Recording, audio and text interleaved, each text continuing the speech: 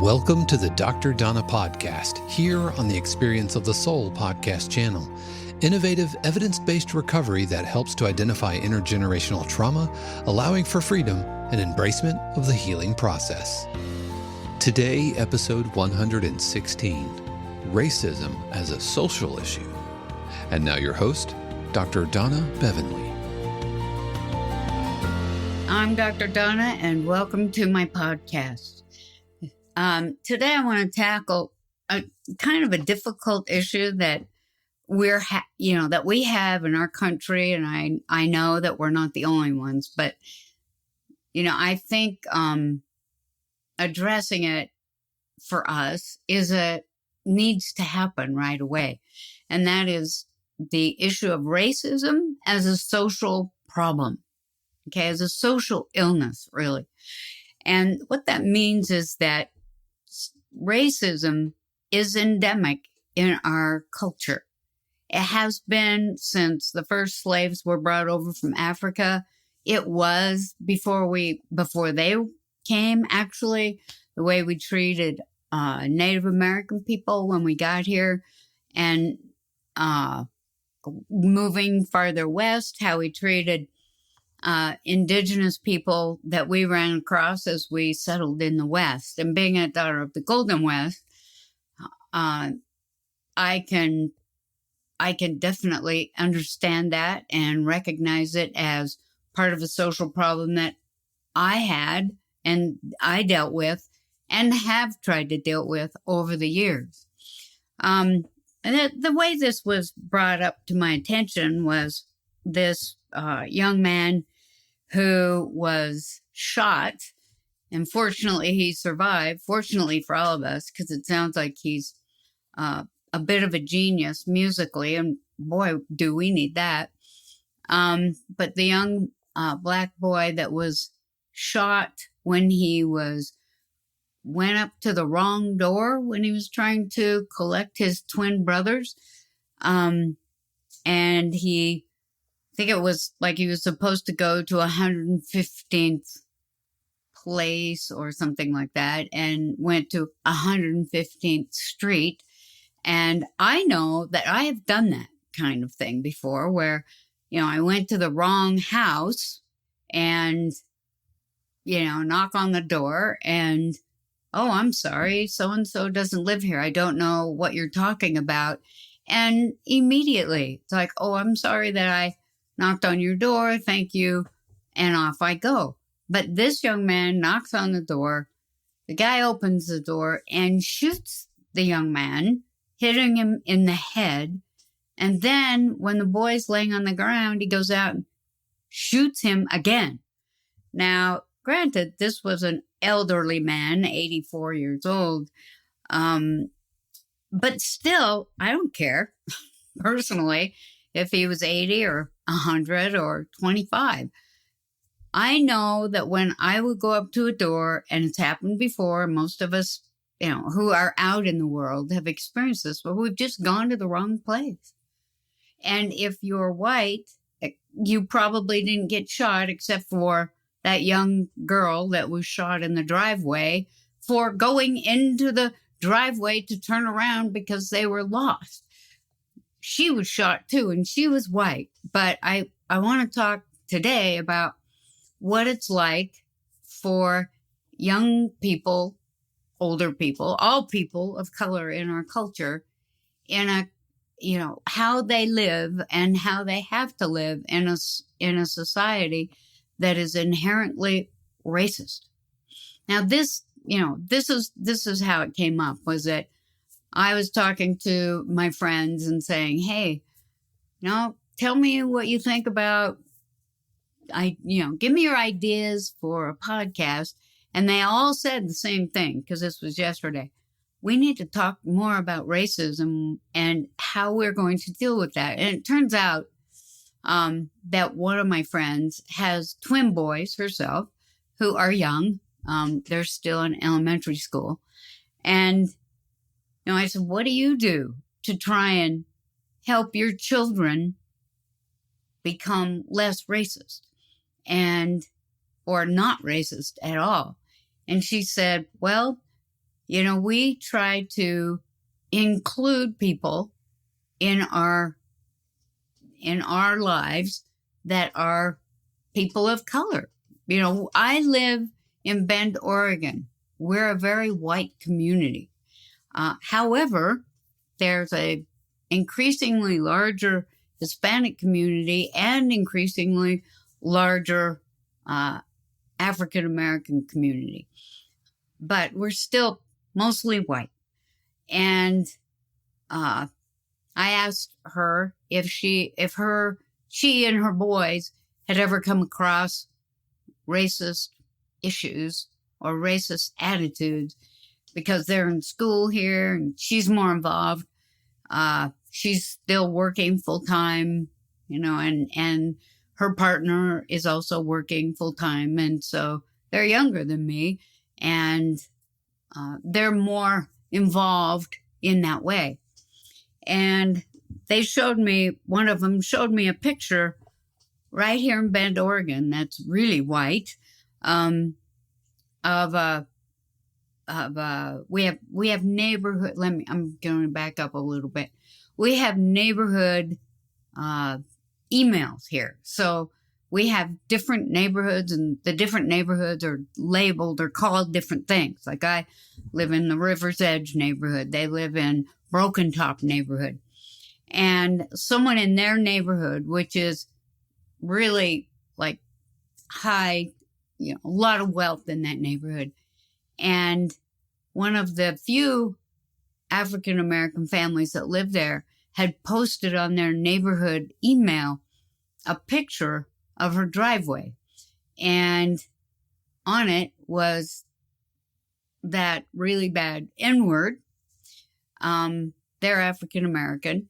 And I looked, she said, look at this. This happened in our neighborhood.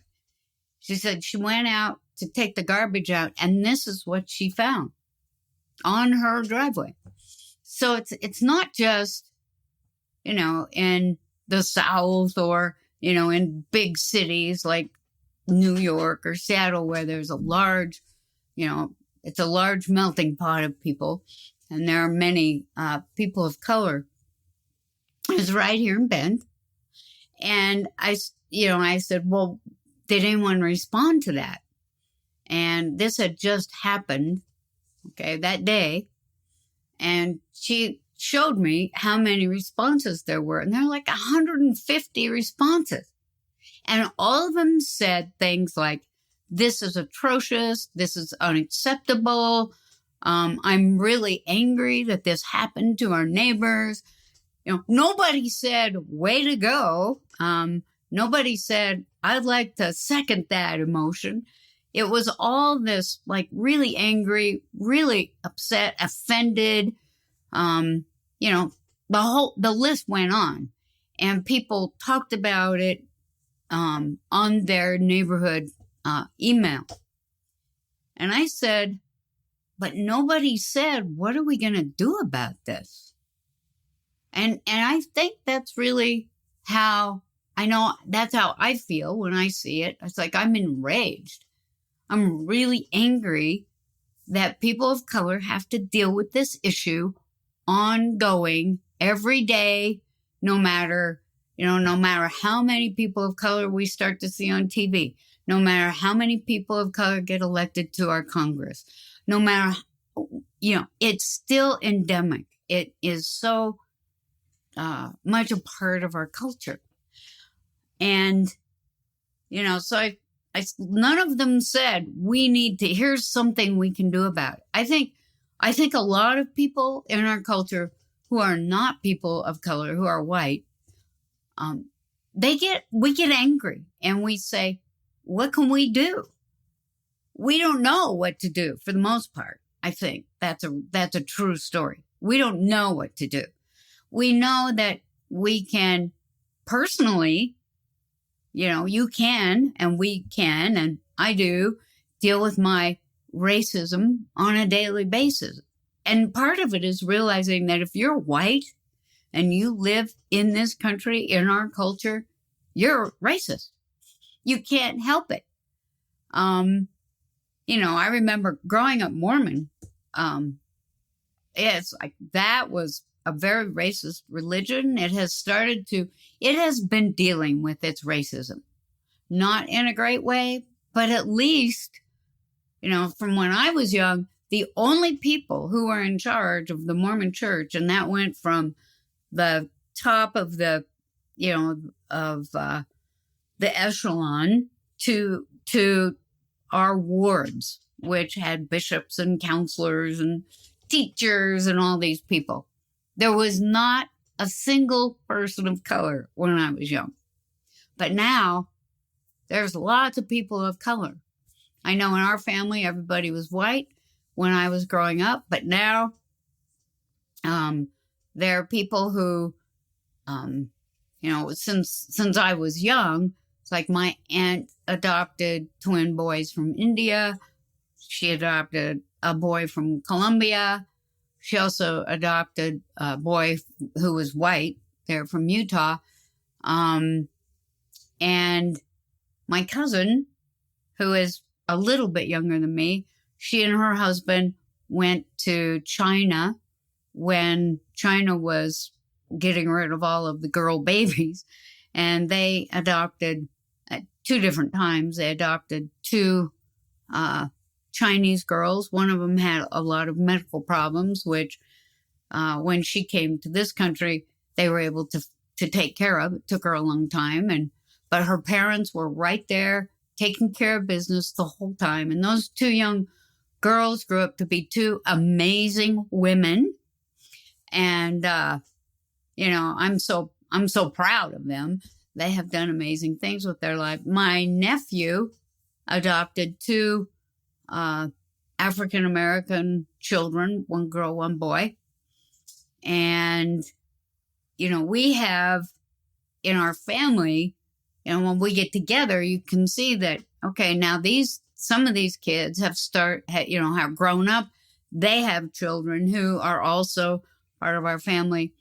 And, it was pretty easy to deal with that part of our inherent racism, was to recognize that these kids are part of our family, and there wasn't even a blink. It's like, of course they are. And we love them like we love everybody, like all of the adopted children in our family, and there's many. But it's been interesting to see how the Mormon Church as an institution has become way more inclusive. And I don't really care why at this point. I just know that they pour millions, maybe billions of dollars into start helping people in Africa, feed their families, raise crops. They've gone in and taught them how to, create and run their own financial institutes, so that they can start to, be part of the whole world, not just in the third world countries that most of them are. So there are some things that we are doing, but the first thing that we have to do is recognize that we have this. Every person who's white in this country has racism. And the only way to deal with it is to recognize it in ourselves and question ourselves. For instance, say you're shopping. You're at the grocery store and you go down an aisle and there's a person of color with their children there. And, one of them's in the basket and a couple of them are kind of walking around behind their parent who is also shopping.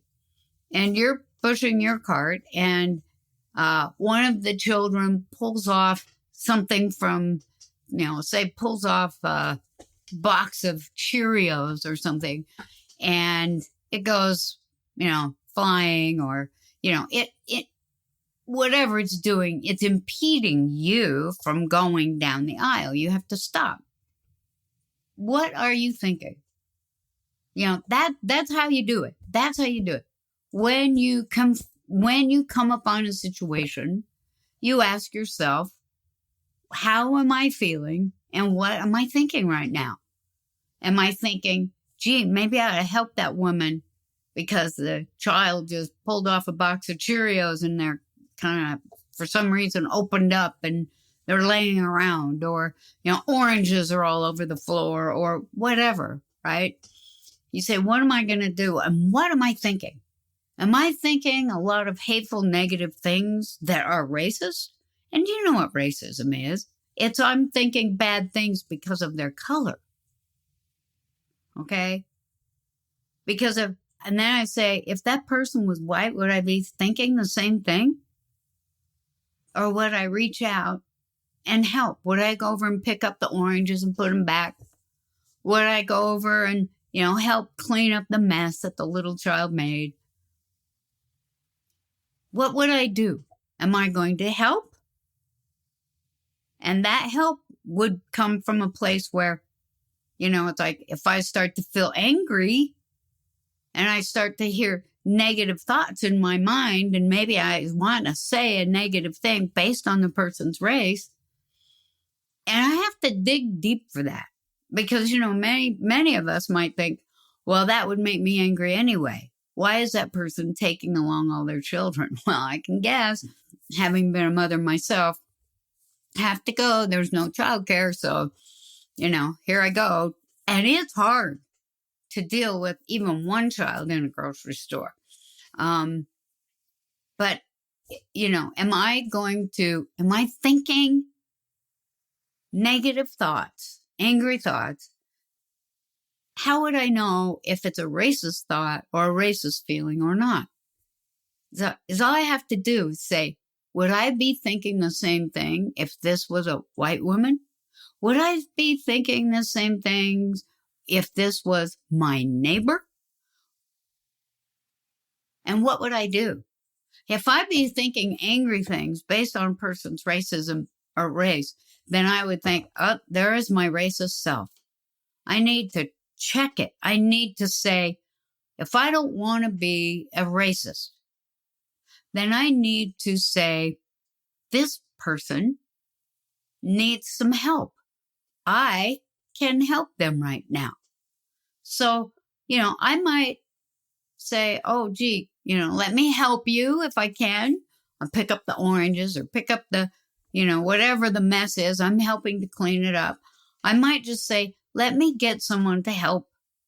And then I would go and find somebody that works in the store and try and help clean up the mess. It depends on the mess, right? I mean, obviously, if the child has knocked off some bottles of olive oil or something, they might be laying on the ground. And, that's a different story. But the point is that if I want to deal with this racism in my own self, then I need to be aware that it exists. And, if you're a white person and you're saying, well, I'm not racist, you're just deluded. You can't live in this culture and not be racist. And even though, I think the last census showed that, white people are not the majority, but we hold most of the power and we hold most of the money. And so we hold most of the cards. And when that happens, it's up to us to do something about it. It's up to us anyway. Okay? It just is up to us. So when you see on the news that a young black man, a young black boy, wasn't even a man, goes up to somebody's door, knocks on the door looking because he's at the wrong house, knocks on the door and says, excuse me, I guess this is the wrong house, that and he gets shot. I hope you feel as enraged. And maybe if you have children, and you think, okay, what can I do? Okay. So let's go back to the neighbor that had that terrible word scrawled on her driveway. I might go over to the neighbor that had that in the driveway and say, I'd really like to wash that off. I'd really like to wash your driveway because that is unacceptable. Or I might go over there and say, I saw this. I'm really sorry that this has happened. And is there anything I can do for you to help you feel more included in our neighborhood? Because this is unacceptable to me. And you know what? When they see you at the door, they might not even open it. I'd be a little nervous about it. I am a lesbian, and I've been gay all my life. I was really surprised because I didn't really know that until I was 21, but I was reading an old journal I came across, and I realized that I had feelings for my friends. I just didn't know it. Not in high school. So if they're all freaking out right now, if they listen to this, don't worry. But when I was in college, I identified a couple of girls that I knew that I had some serious feelings about, and I didn't understand it for a minute because I was always going out with men. And in fact, I was engaged to one and feeling my feelings, and I wrote in my book, I think these feelings should be reversed, but I don't know how to do it. Right? Anyway, I digress. So I'm a member of a marginalized group too. Okay. In my experience is that, I turn on the news or open the paper. I don't do it very often because it upsets me, but I see that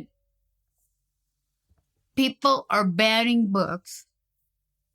Our leaders, quote unquote, are banning books about gay people, upset, abhorred that a drag queen might read a book to children, and they'll ban that. They'll ban these books. They'll burn these books so that their children don't see it, so they don't understand it, so they don't know there's somebody else besides, white heterosexual people. But they will allow these individuals to buy ARs, go into schools, and kill the kids. That's okay. But it's not okay to have books about, My Two Mommies or Losing Uncle Tim or, some of the many books about being gay. It's like one of my favorites has always been Loving Someone Gay. That is a great book that was written back in the early 80s. And it's not about how gay people love each other. It's about, what if you have a family member who's gay? How do you love them anyway? or how do you include them and embrace them? That's a big issue for people. The difference is, for me, if I'm gay, and I'm so far out there that there's no closet big enough that could hold me these days. But, not everybody assumes that I am. And I know that because sometimes I hear people make very ugly comments about it. And they might know, and that's why they're doing it. I don't know. But I'm not easily observable. My marginalized life as a gay person is not easily observable. Now, if you look closely at who I'm with and how we're interacting, or, even how I dress or wear my hair, you might think, that person might be gay. But overall, I can walk through my life.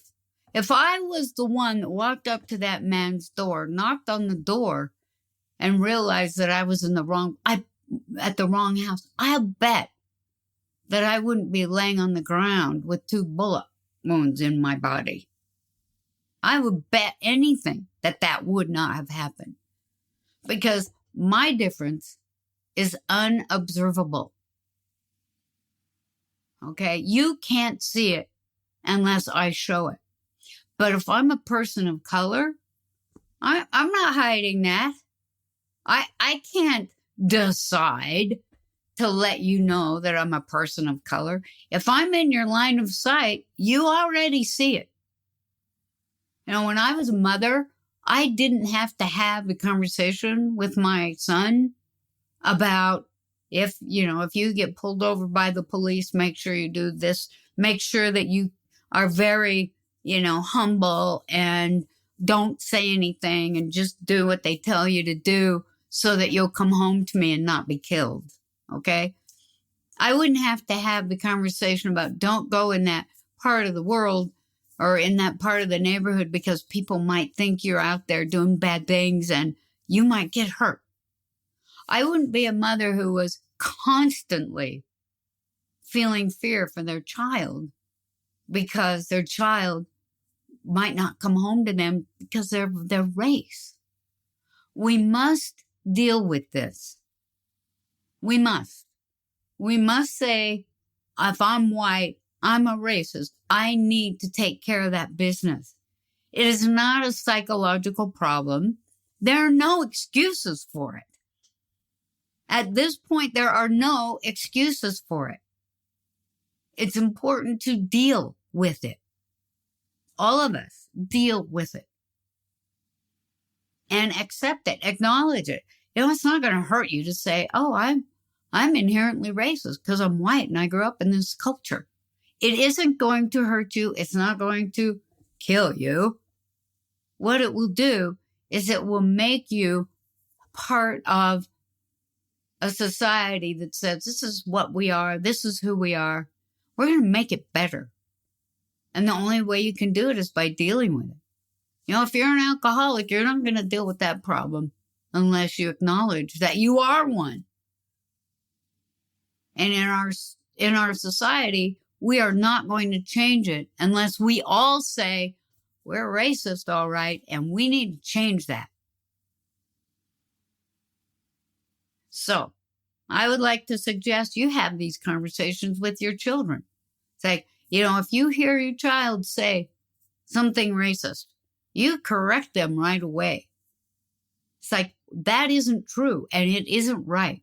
And I want you to either apologize, I want you to acknowledge, I want to have a conversation with you. Why do you feel that way? What is going on? Because, let me tell you, children do what you do. They say what you say. And then you need to look at your own self and say, what did I say or do? And it might not be you. There are a lot of people in a child's life. They might have heard something, or seen something somewhere else. But as a parent, you're responsible and accountable. So be accountable and deal with yourself. It's not hard. It's all right. If you say, oh, I'm white, so I'm a racist, I would say, join the club. You don't have to be ashamed. We grew up in this culture. We didn't ask to be racist. Most of us didn't know we were. But we know now. So, I would like to leave you with that today. And let you know that next week I'm going to talk about some things that I've already talked about, but I've been told, talk about it again. It's been asked of me, talk about it again. Sometimes it takes a couple of times hearing it before you recognize it. Like racism. Thank you for listening to the Dr. Donna podcast here on the Experience of the Soul podcast channel. This channel is made possible because of listeners just like you. If you would like to support the channel with your tax-deductible contribution on an ongoing basis or through a one-time gift, head over to experienceofthesoul.com/support. The Dr. Donna podcast is copyright 2023 Dr. Donna Bevan-Lee, all rights reserved. Our theme music is composed by Dave Croft and used with permission. The Experience of the Soul podcast channel is a production of 818 Studios.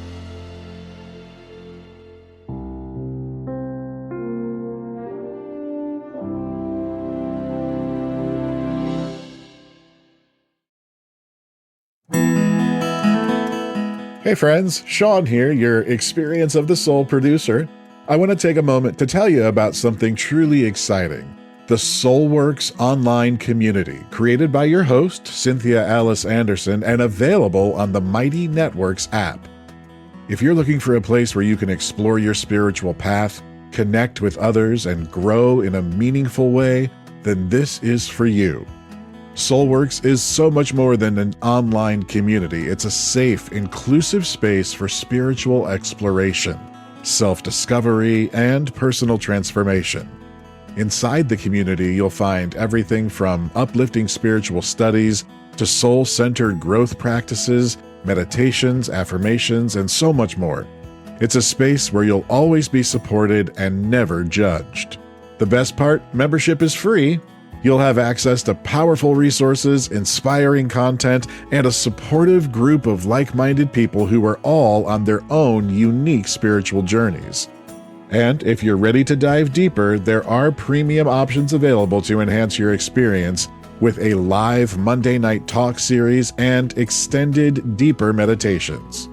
If you're seeking a place to connect, grow, and nurture your soul, we would love to have you join us in the SoulWorks community and see where this journey can take you.